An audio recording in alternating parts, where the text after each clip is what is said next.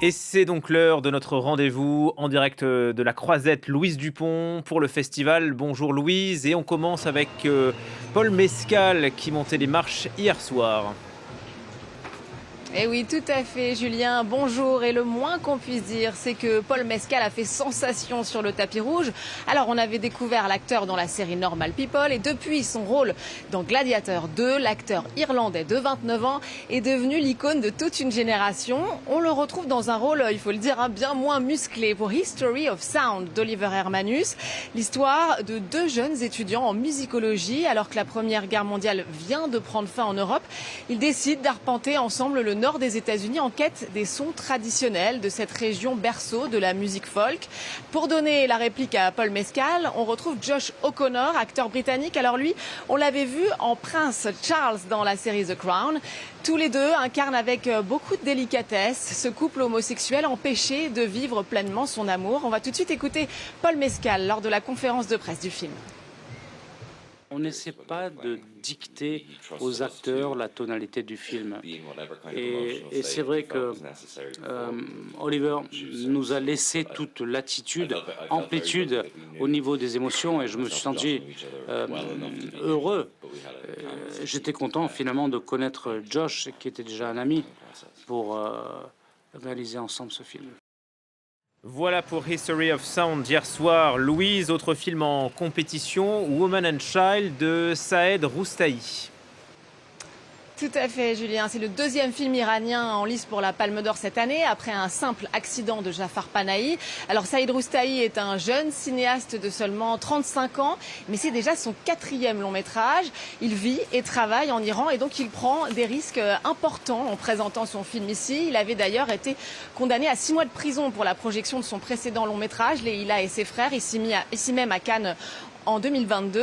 Le film racontait l'histoire d'une famille frappée par la crise économique et d'ailleurs resté interdit en Iran. Et ce nouveau film, Woman and Child, a lui été tourné avec les autorisations requises par la République islamique et dans le respect des lois en vigueur en Iran, et notamment le port obligatoire du voile pour les actrices. On le voit, c'est une censure aléatoire en Iran qui fait partie des tactiques du régime des mollahs pour déstabiliser toujours un peu plus les cinéastes. Et de quoi parle ce film, Louise ? Alors Roustahi nous plonge à nouveau au cœur d'une famille à Téhéran pour nous raconter l'histoire d'une femme qui élève seule ses 2 enfants, aidée par sa mère et sa sœur.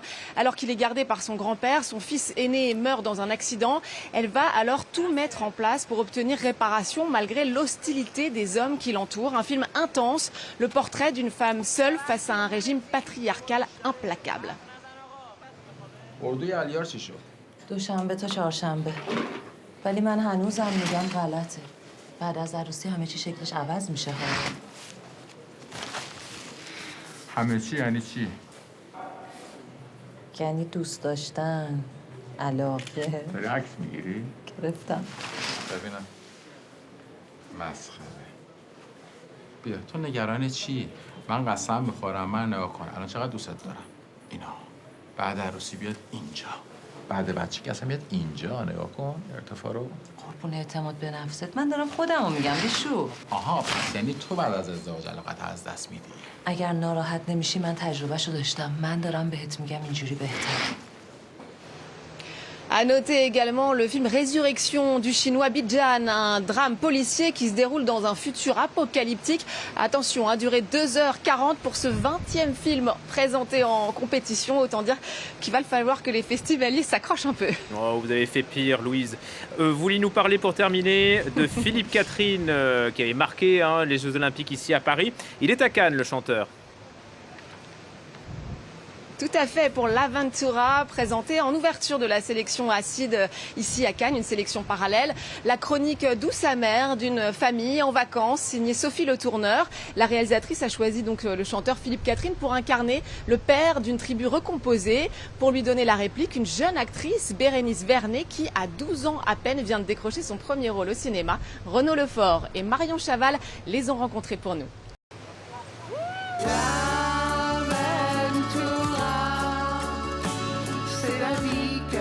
Je mène avec toi.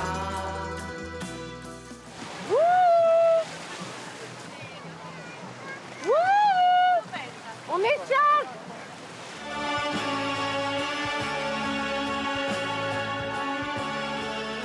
L'Aventura, bon, c'est italien, mais le film se déroule en Sardaigne. Mais c'est italien, la Sardaigne, quand même. Ouais, c'est vrai, putain, je peux recommencer? Moi, ça représente des vacances en famille qui peuvent paraître chaotiques ou complètement banales. Ça dépend.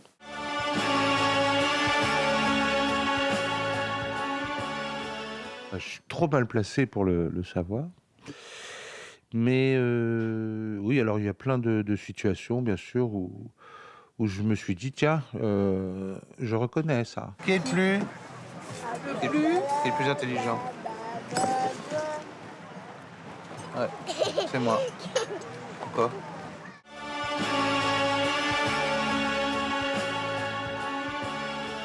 Il y a une chanson qui me vient comme ça, Lança Perfumi. C'est du portugais, c'est Rita Lee qui chantait ça, c'est une brésilienne.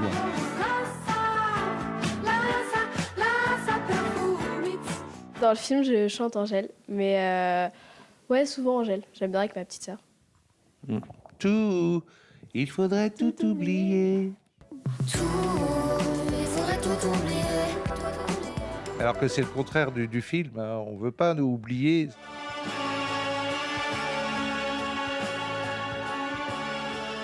C'est une libération. C'est-à-dire qu'on est très content de partir. Après, quand on y est, il y a des moments de panique.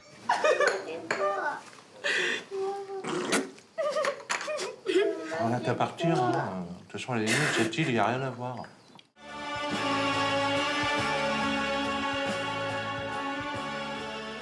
Les pieds sur terre. Moi aussi, ce qui permet de bien planer.